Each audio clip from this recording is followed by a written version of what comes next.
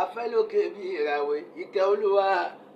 happy birthday to you onígangan lọ́jọ́ bí yẹn o ọpẹ́ ló máa ṣe dúpẹ́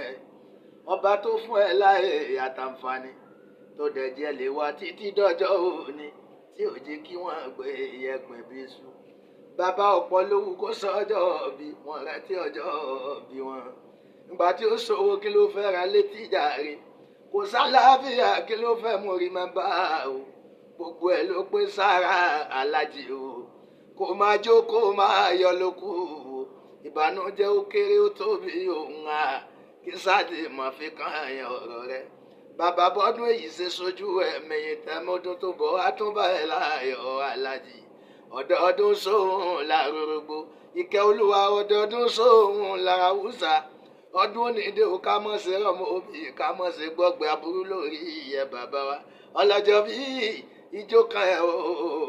bàbá ọlọ́jọ́ bí ijó kan ẹ̀ o ìkẹ́ olúwa bọ́sàgbó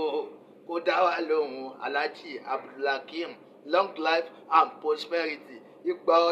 ọdún kan o ẹni ra máyé ẹni ra sọnù a máa rí yín pẹ́ long life and prosperity bàbá enjoy your day o parafana mọ̀nkánná àléyà àgbéga ńláńlá kọ́mọdé báyìí ó pọ̀ aláàjì.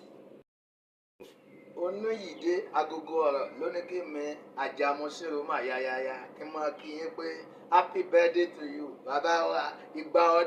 ọdún kan ni o enjoy your day ṣèrò mà yáyáyá olú ọmọ amúlùdùn ìbàfò.